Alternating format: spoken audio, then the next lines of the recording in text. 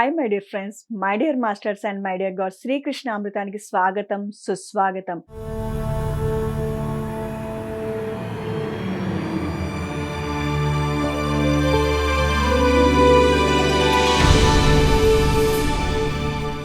మనం ఇప్పుడు 62వ ఎపిసోడ్కి అడుగు పెట్టబోతున్నాం. మరి ఇటువంటి గొప్ప ధ్యాన జ్ఞాన మార్గాన్ని అందించినటువంటి బ్రహ్మర్షి పితామహ పత్రిజీ గారికి, పత్రి మేడం గారికి, సదానంద గారికి, భగవద్గీతకు శ్రీకృష్ణ పరమాత్ముని కృతజ్ఞతలు చెప్పుకుంటూ ఈరోజు శ్లోకం మనం మొదలు పెట్టుకుందాం. భగవద్గీత 4వ అధ్యాయము 22వ శ్లోకము. యాదృచ్ఛాలాభ సంతుష్టో ద్వంద్వాతీతో విమత్సరః సమసిద్ధావసిద్ధౌ చ కృత్వాపి న నిబధ్యతే. చిన్న చిన్న పదాలు పలికిస్తాను, శ్రద్ధగా పలకండి మై డియర్ ఫ్రెండ్స్. యాదృచ్ఛా లాభ సంతుష్టో ద్వంద్వాతీతో విమత్సరః సమసిద్ధావసిద్ధౌ చ కృత్వాపి న నిబధ్యతే. తాత్పర్యమేమనగా, కోరుకోకుండానే లభించిన వస్తువులతో ఎల్లప్పుడూ తృప్తి పొందేవాడు, ఎవరి పట్ల లేశమాత్రమైన ఈర్ష్య లేనివాడు, ప్రాప్తంలోనూ అప్రాప్తంలోనూ సమబుద్ధి కలవాడు, కర్మలను చేసినప్పటికీ వాటిచే బంధించబడడు. ఎంత అద్భుతమైన విషయాలు! ఏ విధంగా కర్మలలో నుంచి బయటపడాలి, కర్మల నుంచి విముక్తి పొందాలి. ఆగామి, సంచిత, ప్రారబ్ధ కర్మ సిద్ధాంతం అనేది ఒకటి ఉంది. ఆ కర్మలే లేకపోతే జన్మలు లేవు. మరి ఆ కర్మల్లో మనం చిక్కుకోకూడదంటే ఏ స్థితిలో ఉండాలి? మనము చేసే వాక్కు, మాట్లాడే వాక్కు, చేసే చేష్ట ఏ విధంగా ఉండాలి అనేది తాత్పర్యం శ్రద్ధగా వింటే మీకు అర్థమైపోతుంది. చదువుదామా? ఇంకొకసారి శ్రద్ధగా వినండి. కోరుకోకుండానే లభించిన వస్తువుతో ఎల్లప్పుడూ తృప్తి పొందేవాడు, తనకు ఇది కావాలి అది కావాలి అని కోరుకోకుండా తన జీవితంలో తనకి ఏది పొందుతాడో దానితో ఆనందంగా ఉండేవాడు, తృప్తి పడేవాడు.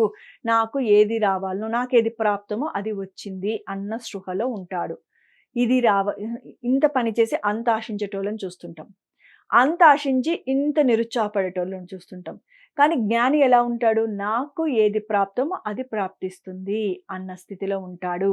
కోరుకోకుండానే లభించిన వస్తువుతో ఎల్లప్పుడూ తృప్తి పొందేవాడు అంటే ఏది కోరుకోడు, ఏది వస్తే దాంతో తృప్తిగా ఆనందంగా హాయిగా ఉంటాడు.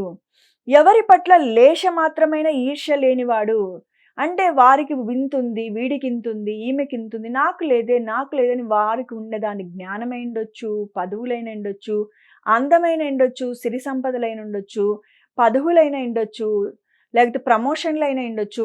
నాకు రాలేదు, నాకు అంతే అర్హత ఉంది, నేనేం తనకన్నా ఏం తీసుకోను, నాకెందుకు రాలేదు అని మనం చుట్టుపక్కల ప్రపంచంలో చూస్తుంటాము. కానీ లీశమేషం అంటే కొద్దిగా కూడా ఈర్ష్యాద్వేషం లేనివాడు, ప్రాప్తంలోనూ అప్రాప్తంలోనూ సమబుద్ధి కలవాడు. ప్రాప్తించినా ప్రాప్తించకపోయినా సమబుద్ధితో ఉండడం. ప్రాప్తిస్తే ఎగిరెగిరి పడపోడు, ప్రాప్తించకపోతే దుఃఖపడడు, భగవంతుణ్ణి దూషించడు, తన వారిని నిందించడు. అలాంటి వాడు.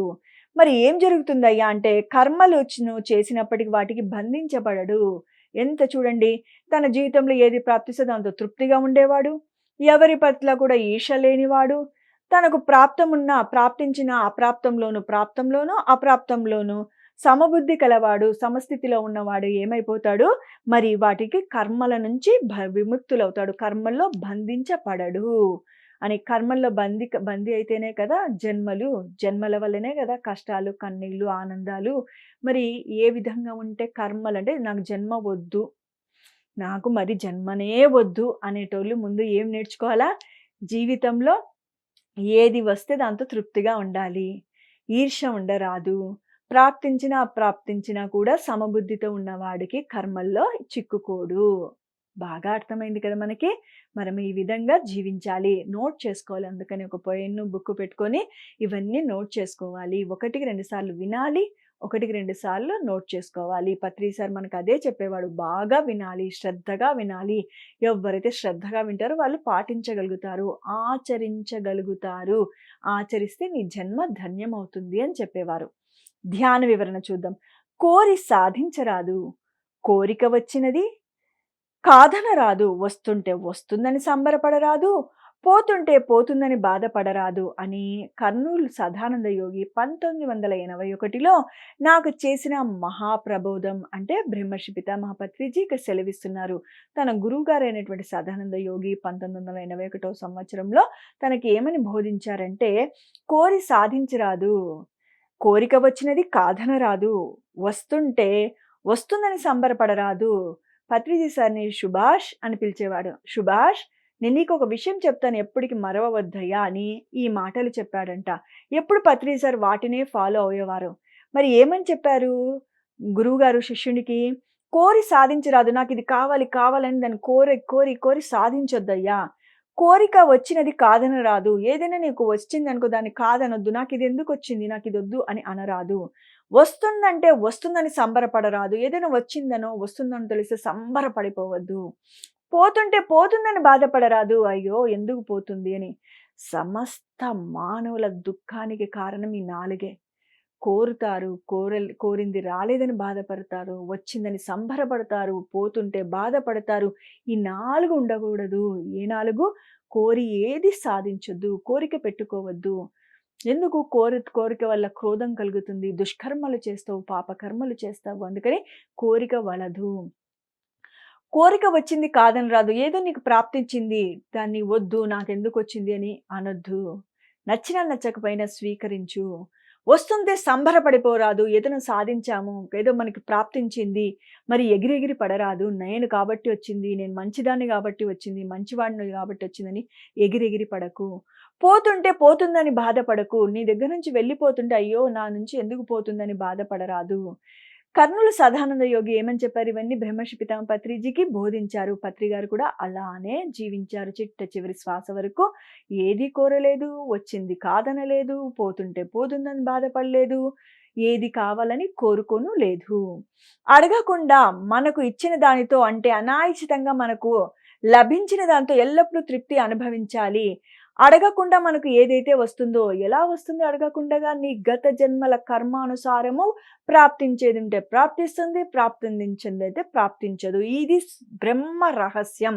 మనకు చిన్నతనం నుంచి ఎవ్వరు మనకి చెప్పలేదు. దేవునికి వెళ్ళు, దేవునికి మొక్కు, దేవునికి మొక్కుబడి కట్టు, పూజలు చెయ్యి, వ్రతాలు చెయ్యి, ప్రదక్షిణలు చెయ్యి, ఉపవాసాలు చెయ్యి, ముడుపులు కట్టు, కొండలెక్కు, గుట్టలెక్కు, ఇవే సోది చెప్పకూడని మాటలన్నీ చెప్పి భ్రష్టు పట్టించినది వారికి కూడా ఆత్మజ్ఞానం లేకనే.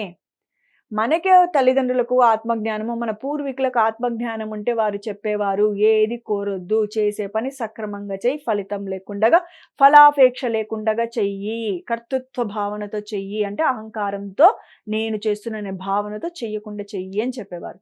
అప్పుడు మన జీవితం హాయిగా ఆనందంగా ఉండేది. మనమన్నా ఇప్పటికన్నా ధ్యానులుగా అయ్యి దీనిని చిట్ట చివరి శ్వాస వరకు వదలకుండా ధ్యానం చేస్తూ మన తోటి వారికి జ్ఞానాన్ని పంచితే, మన ఇంట్లో వాళ్ళకి పంచితేనే ఏదో ఉద్ధరణ కలిగినట్టు కాదు, మన చుట్టూ ఉన్న వాళ్ళందరికీ జ్ఞానాన్ని ఎప్పుడైతే పంచుతావో ఆటోమేటిక్గా ఇంకొకరు ఎవరో వచ్చి మన ఇంట్లో వాళ్ళకు కూడా ధ్యానాన్ని ఇస్తారు, జ్ఞానాన్ని ఇస్తారు. మనం ఎప్పుడు ఆలోచిస్తామో మన కడపకాన్నే ఆగిపోతాము, అరే నా వాళ్ళు వినాలి కదా, నా వాళ్ళు బాగుపడాలి కదా అని. ముందు బయటి వాళ్ళు కూడా నీ వాళ్ళే, అందరూ భగవంతుని స్వరూపులే, అందరూ భగవంతుని బిడ్డలే. అలాంటప్పుడు 10 మంది బాగుపడ్డారంటే నీ వారు కూడా బాగుపడతారు. అందరు బాగు కోసం పనిచేసావంటే అందరిలో నీ వారు కూడా ఉంటారు అనేది స్పృహ ఉండాలి. ఓకేనా మై డియర్ ఫ్రెండ్స్? అడగకుండా మనకు ఇచ్చిన దానితో అంటే అనాయాచితంగా మనకు లభించిన దాంతో ఎల్లప్పుడూ తృప్తి అనుభవించాలి. ఆత్మజ్ఞాని ఎలా ఉంటాడంటే తనకు అనాయాచితంగా ఏది వస్తే అది. ఎందుకు ఉంటాడంటే నా కర్మానుసారము నేను గతంలో ఏది చేసింటే ఆ ఫలం నాకు వచ్చి తీరుతుంది. ఏది రావాల్సి అది వస్తుంది, ఏది పోవాలో అది పోతుంది. నేను తాపత్రయపడినంత మాత్రాన నా జీవితంలో ఏది రావాలని అది రాకుండా ఆగిపోదు, ఏది పోవాలనుకుంటే అది పోవదు. రావాల్సింది వస్తుంది, పోవాల్సింది పోతుంది. అంత కర్మానుసారము. ఇది రావాలని కోరుకోడు, అది పోవాలా అని కోరుకోడు. ఎందుకంటే ఆత్మజ్ఞాని కాబట్టి, తనకు తత్వం తెలుసు కాబట్టి. ఓకేనా? నాకు కూడా మీరు నమ్ముతారో నమ్మరో నాకు తెలియదు కానీ మై డియర్ ఫ్రెండ్స్, నాకు అద్భుతమైన మహామంత్రం ఏం తెలుసా? సంకల్పాలుండవు, వికల్పాలుండవు. ఒకటే ఒకటి, వస్తే రాని, పోతే పోని, ఉంటే ఉండని. పత్రిజీ చదవని మనం ఇంకొంచెం సింప్లిఫై చేసి చెప్పిండ్రి. వస్తే రాని, పోతే పోని, ఉంటే ఉండని. సంకల్పాలుండవు, వికల్పాలుండవు, కోరికలుండవు, నిరాశలుండవు. ఈరోజు నేను ఏ పని చేయాలా, ఆ పని ఎలా ఉండాలా? ఇతరులకు నొప్పి పెట్టకుండా ఉండాలా, బాధ పెట్టకుండా ఉండాలా? దీనివల్ల నాకు ఏ ఫలితం మీద సంబంధం లేదు. నా పని నేను శ్రద్ధగా చేయడం. పరమాత్మ నా చేత చేయిస్తున్నాడు. నేను కాదు చేస్తుండేది. మరి ఫలితం నేనెట్లా ఆశించేది? ఆయన కదా చేయిస్తున్నాడు. ఆయన కదా శక్తినిచ్చాడు. ఆయన కదా నా వాక్కుగా మారాడు. మరి నేను చూస్తుండలేదు. నేను మాట్లాడుతుండలేదు. నా ద్వారా చెప్పించబడుతుంది. నాలో ఉండే ఆత్మ ఈ శక్తినియ్యడం వల్ల నేను మాట్లాడగలుగుతున్నాను, చూడగలుగుతున్నాను అనే భావన, అంటే నేను కాబట్టి చేశాను అనే కర్తృత్వ భావన విడనాడాను ధ్యానం వల్ల, జ్ఞానం వల్ల. మరి అంతే కాకుండగా నేను ఈ కర్మ చేసి నాకు ఈ ఫలితం వస్తున్నటువంటి ఆసక్తిని విడనాడగలిగాను. ఎందుకు? ధ్యానం చేస్తూ చిత్తశుద్ధి కలగడం వల్ల, చిత్తశుద్ధి వల్ల ఏది సరి అనేది, ఏది సరి కానిది తెలుసుకోవడం వల్ల సరైన మార్గంలో నడవగలుగుతున్నాము. అంటే ధ్యానం వల్ల, జ్ఞానం వల్ల, బ్రహ్మర్షి పితామహ పత్రిజీ గారి వల్ల, ఆయన వల్లనే పిరమిడ్ మాస్టర్లందరము సుభిక్షంగా ఉండగలుగుతున్నాం. ఆనందంగా జీవించగలుగుతున్నాం. సత్యంలో జీవించగలుగుతున్నాము. అంతేకాకుండా మా చుట్టూ ఉన్న కుటుంబ సభ్యులకు గావచ్చు, బంధువులకు గావచ్చు ప్రశాంతతను ఇవ్వగలుగుతున్నాము. ఇంకొద్దిగా ముందుకు అడుగు వేసి మా చుట్టూ ఉన్నటువంటి ఆత్మ బంధువులందరికీ కూడా ఆత్మ జ్ఞానాన్ని పంచగలుగుతున్నాము. వారు వారి జీవితంలో ప్రశాంతంగా, ఆరోగ్యవంతంగా, హాయిగా జీవించడానికి కావాల్సినటువంటి ధ్యానాన్ని, జ్ఞానాన్ని గురువుగారు మా అందరికీ నేర్పించారు. మనమందరము 10 మందికి నేర్పించగలుగుతున్నాము. నెక్స్ట్ వెళ్ళిపోదాం మాస్టర్స్. ఓకే. మరి అనాయాచితంగా వచ్చిన దాంట్లో ఎలా ఉన్నాం మనము? హాయిగా ప్రశాంతంగా ఉంటున్నాము. అడగకుండా మనకిచ్చిన దానితో, అంటే అనాయాచితంగా మనకు లభించినతో ఎల్లప్పుడూ తృప్తి అనుభవించాలి. ఏది లభిస్తున్న జీవితంలో మంచొచ్చినా, రొట్టొచ్చినా హ్యాపీ, భక్షం వచ్చినా హ్యాపీ. పత్రిజీ సార్‌కి అనాయాచితంగా తన జీవితంలో ఏదొస్తే తృప్తి పొందేవాడు. ఈరోజు 5 స్టార్ హోటల్‌లో ఆయన క్లాస్ పెట్టిచ్చారనుకోండి, ఓకే. రేపు చిన్న కొట్టంలో ఒక నులక మంచమేసి ఒక 50 మంది అందరూ కూర్చోబెట్టి క్లాసులు చెప్పించారు, ఓకే. ఆ నెక్స్ట్ డే ఏదో ఒక కట్ట మీద, పంచాయతీ కట్ట మీద ఒక ముగ్గురికి ధ్యానం చెప్పాలా, ఓకే. ఈరోజు ఎవ్వరు లేరు ధ్యానానికి, జ్ఞానానికి, బుక్స్ కరెక్షన్ చేసుకుంటాను, ఓకే. అది అన్నమాట అనాయాచితంగా. అంటే తన జీవితంలో ఏదొస్తే దాంతో తృప్తి పడుతూ, ఏది పొందాలనో అది పొందుతూ, ఏది సమర్పించాలో సమర్పిస్తూ ప్రతి నిమిషం ఆనంద డోలికల్లో ఉండేవాడు. చూడండి, ఎదుటి వాళ్ళను విసిగించి, వెంటబడి పీక తినడం ఉండరాదు. కోరిక వల్లనే కదా నాకది కావాలి, ఇది కావాలి అని పిల్లలు తల్లిదండ్రులని, భార్య భర్తని, లేకపోతే అత్తమామని, స్నేహితులని, బంధువుల్ని, సంఘంని అందరిని పీడించుకొని తినడానికి కారణమేమి? కోరిక. కోరిక వల్ల మనము ఏమి చేయకూడదో ఆ పనులు చేస్తున్నాము. పక్కవారిని పీక్క తినరాదు. పీక్క తినడం అంటే నాకు అది కావాలి, ఇది కావాలని ఏడుస్తూ, రోదిస్తూ వాళ్ళని ఈ వేపుక తినడము అని అర్థము. పని జరగడానికి కష్టపడాలి, కానీ పని జరిగినా జరగకపోయినా చలించకూడదు. ఇది మహామంత్రము. ఎస్పెషల్లీ విద్యార్థులు బాగా తెలుసుకోవాలి. ఉద్యోగంలో కావచ్చు, వ్యాపారంలో కావచ్చు, ఇంటి ఇల్లాలు కావచ్చు, మానవుడు అందరికీ, సమస్త మానవాళికి మహామంత్రము ఏమి? పని జరగడానికి కష్టపడాలి. బాగా చదువు, బాగా వ్యాపారంలో మెళకువలు నేర్చుకో, ఉద్యోగంలో బాగా కష్టపడి పని చెయ్యి, ఆత్మజ్ఞానివైతే బాగా సాధన చెయ్యి, బాగా ఆత్మజ్ఞానాన్ని గడించు, తెలిసింది 10 మందికి చెప్పు, ఇంటి ఇల్లాలివైతే నీ పరివారాన్ని బాగా పని చేసి వారికి కావాల్సినటువంటి సౌకర్యాలన్నీ చెయ్యి, కష్టపడాలి. కానీ పని జరిగినా జరగకపోయినా ఏమంటున్నారు? పని జరిగినా కానీ జరగకపోయినా కానీ చెల్లించకూడదు. అంటే విద్యార్థి బాగా చదువుతాడు, కాంపిటీటివ్ ఎగ్జామ్‌కి వెళ్తాడు, అనుకున్న ర్యాంక్ రాదు, దుఃఖమయమైతారు, సూసైడ్ చేసుకుంటారు. ఎందుకు? బ్రహ్మర్షి పితామహ పత్రిజీ చెప్పేవారు, నేను బాగా చదివాను, లాంగ్ టర్మ్ చేశాను, సెకండ్ లాంగ్ టర్మ్ చేశాను, నాకు సీట్ రాలేదు, నేను హుస్సేన్ సాగర్‌లో వెళ్లి పడి చచ్చిపోవాలనుకున్నాను, నీళ్లు చల్లగా ఉంటాయి, అదొక్కటి నాకు నీళ్లు చల్ల నీళ్ళంటే చాలా భయము, అందుకోసమే నేను పడి దూకలేదు, నీళ్లు వేడిగా ఉన్నాయి నేను తెలిసింటే నేను దూకి చచ్చేవాడిని అని అన్నాడు. ఎందుకు? ఆత్మ జ్ఞానం లేక. ఎవరైతే ఇంత బ్రహ్మ జ్ఞానాన్ని, ఆత్మ జ్ఞానాన్ని మనందరికీ పంచాడో గత 40 సంవత్సరాల నుంచి, ఆ మహానుభావుడు తన చిన్నతనంలో జరిగిన విషయాన్ని ఎంత చక్కగా మాకు చెప్పేవాడో మనందరికీ. ఏమనేవాడు? నాకప్పుడు తెలియదు, అంటే నాకు ఇది ఫలాంది కోరాను, కష్టపడ్డాను, నాకు ఫలితం రాలేదని నేను శరీరాన్ని వదిలేసుకోవాలనుకున్నాను. మరి ఆ నీళ్లు చల్లగా ఉండడం వల్ల మనందరం బతికిపోయినాం. మనందరి జీవితాలు సుభిక్షంగా ఉన్నాయి, ఆనందంగా ఉన్నాయి, హాయిగా ఉన్నాం, ఆహ్లాదంగా ఉన్నాం. సత్యమేమో తెలుసుకున్నాం. అందులోనే మనము హాయిగా ప్రయాణం చేయగలుగుతున్నాము. మరి అలాంటి మహానుభావుడు మన కోసమే ఆయన జీవించి వెనక్కి పంపించినట్టున్నారు గురువులు. మరి అలా ఎంతోమంది విద్యార్థులు అనుకున్నది సాధించకపోతే ప్రాణాల్ని త్యజిస్తున్నారు. ఎన్నో న్యూస్ పేపర్‌లో, టీవీలలో చూస్తూ ఉంటాను. ఎంబీబీఎస్ థర్డ్ ఇయర్ ఉండింటారు. పేపర్ టఫ్ వచ్చింది. ఒక్క సబ్జెక్ట్ సరిగ్గా రాయలేదని పైనుంచి దూకి చస్తారు. అంటే తాడు ఊరేసుకొని, ఫ్యాన్‌కి ఊరేసుకొని చస్తున్నారు. ప్రేమికుడు నన్ను ప్రేమించలేదని చచ్చిపోయేవాళ్ళు. ప్రియురాలు నన్ను ఇష్టపడలేదని చచ్చిపోయేవాళ్ళు. పెళ్లి క్యాన్సెల్ అయిందని చనిపోయిన వారు. నా కౌన్సెలింగ్‌లో జరిగాయి ఇవన్నీ. 1, 2 ఎగ్జాంపుల్స్ జరిగాయి. ఓకే. మరి వీటికన్నిటికి కారణము జ్ఞానము లేకనే. కష్టపడు ఫలితం పరమాత్మునికి వదులు. ఇక్కడ అదే కదా చెప్తుండేది. మరి కానీ చూడండి, పని జరగడానికి కష్టపడాలి. విద్యార్థి బాగా చక్కగా కష్టపడు. మరి పత్రిజీ సారు చదివింది ఎంబీబీఎస్, సైన్స్, బైపీసీ. రాలేదు. మరేం చేశాడు? ఐఏఎస్‌కి బాగా ప్రిపేర్ అయినాడు. లైబ్రరీలో 2 ఏళ్ళు, 3 ఏళ్ళు కూర్చొని ఎన్నో గ్రంథాలను పఠించాడు. ఎన్నో పుస్తకాలను చదివాడు. ఎన్నో సార్లు ఎగ్జామ్ రాసాడు. ఇంటర్వ్యూ వరకొచ్చి వెనక్కొచ్చాడు. మరి ఆయన చేసిన వృత్తి ఏమి? కోరమండల్‌లో చేశాడు. కోరమండల్‌లో చేసే లోపల పత్రి సార్ ఎప్పుడేమనేవారు, నేను ఈరోజు పీఎస్ఎస్ఎం మూవ్‌మెంట్‌ని బాగా ముందుకు తీసుకుపోవడానికి కారణం నేను కోరమండల్‌లో చేసిన ఉద్యోగము. అక్కడ ప్రజలతో ఎలా ఇంటరాక్ట్ అవ్వాలి, గ్రామాలకు ఎలా తిరగాలి, అసలు నా చుట్టుపక్కల ఎన్ని గ్రామాలున్నాయి, ఎన్ని కుగ్రామాలున్నాయి, ఎలా మైక్‌లో చెప్పాలి, ఎలా వాళ్ళకు అర్థమయ్యేటట్లు చెప్పాలి, వాళ్ళని ఎలా నా ముందుకు తీసుకోవాలి, ఎలా కరెక్షన్ వాళ్ళకి మ్యాగజైన్ ఉండేది కోరమండల్ వాళ్ళకి కూడా. మరి ఆ కోరమండల్‌లో పనిచేసినందుకే నేను కూడా కరెక్షన్ చేయగలుగుతున్నాను. పిఎంసి మనవి మ్యాగజైన్స్ ఉంటాయి కదా! ఆ మ్యాగజైన్స్ నేను కరెక్షన్ చేయగలుగుతున్నాను. బుక్స్ కరెక్షన్ చేయగలుగుతున్నాను. ఆడ పని చేశాను కాబట్టి ఈడ పని నిబద్ధతతో అద్భుతంగా నేను చేయగలుగుతున్నాను. కార్యాకరణ సంబంధం లేనిది ఏదీ జరగదు. మనం కష్టపడతాం, ఫలితం రాకపోతే మనం చెయ్యకూడని దుష్కర్మలు చేస్తామంటే మనం చంపుకోవడమో, లేకపోతే ఎదుటి వ్యక్తిని చంపడమో చేస్తాము. మరి పత్రిజీ సార్ ఏం చేశాడు? కలెక్టర్ అవ్వాల్సిన వాడు కోరమండల్‌లో ఒక ఉద్యోగి అయ్యాడు. అక్కడ నుంచి ఎంతో పని చేశాడు. 25 డేస్ 1 మంత్‌లో 25 డేస్ ఎప్పుడు నేను ట్రిప్‌లో ఉండేవాడిని. అన్ని గ్రామాలు తిరిగేవాడిని. వ్యాన్ ఏసుకొని, మైక్ పెట్టుకొని వాళ్ళని ఎలా అట్రాక్ట్ చేయాలి, ఎలా మా ప్రొడక్ట్‌ని అవగాహన కలిగించాలి అని. మన ప్రొడక్ట్ కూడా ఉంది కదా! ధ్యానము, జ్ఞానము, అహింస, పిరమిడ్‌లు. ఆ ప్రొడక్ట్‌ని అందరిని ఎలా అందరి ముందుకు చేరాలి, అన్ని ఊర్లకు ఏ విధంగా చేరాలి, అందరిదని ఎలా ఆచరించాలి అనేది అదంతా నేను కోరమండల్లో జాబ్ చేయడం వల్ల తెలుసుకున్నాను అనేవారు. మరి దీన్ని బట్టి అర్థమైంది కదా! పని చేయాలి కానీ ఫలితాన్ని పరమాత్మనికి వదిలేయాలి. ఎందుకో తెలియదు. కార్యాకరణ సంబంధం లేనిది ఏది జరగదు. కారణం ఇక్కడ తెలుస్తుంది. అసలైన కార్యమేదో నీ కళ్ళ ముందు జరుగుతుంది. నాకు జాబ్ రాలేదు. నేను అనుకున్న విధంగా నేను సక్సెస్ అవ్వలేదు అనేది నీ కార్యము.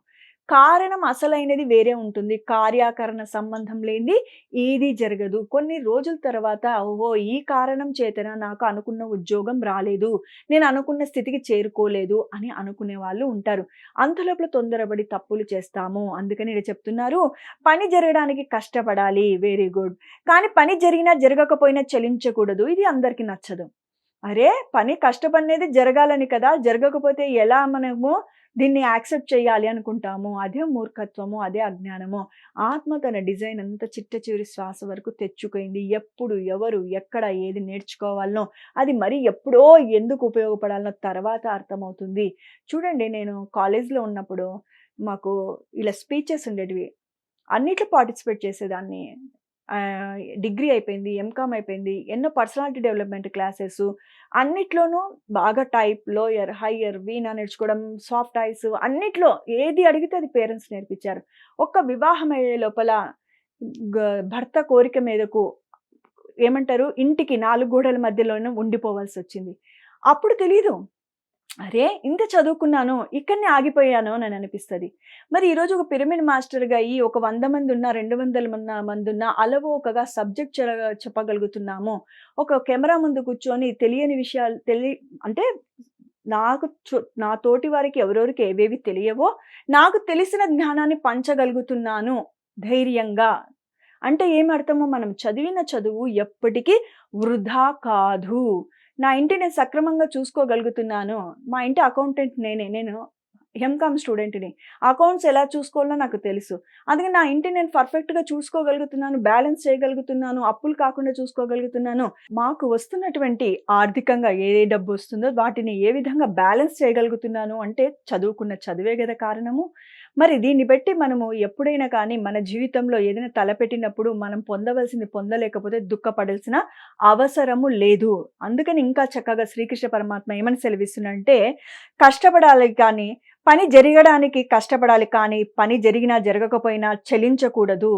మరి దీన్ని బట్టి మనము వ్యాపారస్తులమైనా, ఉద్యోగస్తులైనా, ఇంటి ఇల్లాలైనా నేను ఇంత చేస్తున్నాను నాకు ఫలితం ఇంతేనా అనరాదు. దాని ఫలితం ముందు రాబోతుంది. మనము ఇక్కడనే ఆగిపోరాదు. కానీ పని జరిగినా జరగకపోయినా చలించకూడదు. తలపెట్టిన కార్యం సిద్ధించకపోయినా ఫలితం వచ్చినా రాకపోతున్నా పని చేయడమే మన వంతు. ఎవరు చేయగలుగుతారు ఈ విధంగా? ఫలితం వచ్చినా రాకపోయినా, లాభం వచ్చినా రాకపోయినా, మనల్ని గుర్తించినా గుర్తించకపోయినా ఒక ఆత్మజ్ఞాని మాత్రమే తను చేయవలసిన పని చేసుకుంటూ పోతాడు. ఫలితాన్ని ఆశించడు. లాభాపేక్ష లేకుండా పని చేసుకుంటూ పోగలుగుతారు. సగటు ధ్యానానికి రాకముందు ఏ పిరమిడ్ మాస్టర్ అయినా ఈ స్థితిలో ఉన్నవారమే. ఏ పని చేసినా ఫలాపేక్షతోనే పని చేసిన వారము. ధ్యానం చేస్తూ జ్ఞానాన్ని పొందినాక, సత్యం తెలుసుకున్నాక సరియైన జీవన విధానం జీవిస్తున్నాము. లేకపోతే జీవితమంతా గందరగోళమే. అందరి జీవితాలు ఆత్మజ్ఞానం లేకపోతే చాలా గందరగోళంగా ఉంటుంది జీవితం. సత్యం తెలియక బాధపడతాం, బాధ పెడతాం. ఓకే. ఫలితం వచ్చినా రాకపోతున్నా పని చేయడమే మన వంతు. దాని ఫలితం పైన మనకు అధికారం లేదు. కర్మ చేయడమే మన పని. కర్మకు తగ్గ ఫలితం మీద మనకు అధికారం లేదు. ఈరోజు విత్తు వేస్తున్నాం, ఫలితం వచ్చి తీరుతుంది. మన యొక్క మానవుడి యొక్క మనస్తత్వం ఎలా ఉంటుందంటే, ఈ రోజు చేసి మరునాడికే ఫలితం ఆశిస్తాము. మనము ఒక విత్తు వేస్తే రేపు దానికి రాదు. మొలక రావడానికే 4-5 రోజులు పడుతుంది. మరి మొలకొచ్చాక అది చిన్నగా చెట్టు అయ్యి ఫలాలు రావడానికి ఎంతో సమయం పడుతుంది. మరి ఈ ప్రాసెస్ అన్నిటి కావాలా? సహనం కావాలా? 2-3 నెలలు కాంది ఒక చిన్న చెట్టు పెద్దగా కాలేదు. మరి మనము చేసిన కర్మ కూడా ఫలితం రావాలి అంటే సమయం పడుతుంది. అందుకోసమనే ఏది ఆశించకుండగా వస్తే రాని, పోతే పోని, ఉంటే ఉండని అనేది మనకు సూత్రం బ్రహ్మర్షి పితామహ పత్రిజీ నేర్పించాడు. చేయవలసింది చేసుకుంటూ పో. ఫలితం ఆశించుకుంటూ చేశావంటే ఎక్కడ ఉన్నవాడివి అక్కడనే ఆగిపోతావు అని చెప్పడం జరిగింది. ఈ విధంగా జీవించడమే బంధ విమోచన మార్గము. ఏ విధంగా జీవించడమో, కష్టపడాలి కానీ ఫలితం ఆశించరాదు. తలపెట్టిన పని సిద్ధించినా సిద్ధించకపోయినా, ఫలితం వచ్చినా రాకపోయినా, నీ వంతు పని నువ్వు చేసుకుంటూ ముందుకు సాగిపోవడము.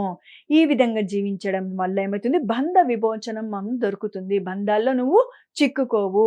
ఏ ఫలితం ఆశించడం లేదు, సిద్ధించలేదని దుఃఖించడం లేదు, బాధపడడం లేదు, ఆగిపోవడము లేదు. నీ పని నువ్వు చేసుకుంటూ పోతున్నావు. ధ్యాన యోగ సాధన ద్వారానే సమ్యక్ జ్ఞానం లభ్యం. ఇప్పుడే చెప్పుకున్నాము. అసాధ్యం ధ్యానం లేని వారికి, జ్ఞానం లేని వారికి ఈ విధంగా జీవించడము. ఏ ఫలితం ఆశించకుండా, ఏ కోరిక ఆశించకుండగా, ఏ ఎదుగుదల లేకుండగా జీవించడం అసాధ్యం. కానీ ధ్యానికి, జ్ఞానికి మాత్రమే తను చేయవలసింది చేసుకుంటూ పోతాడు. ఫలాపేక్ష లేకుండగా జీవిస్తాడు. ప్రాప్తించకపోయినా దుఃఖించడు, ఆగిపోడు.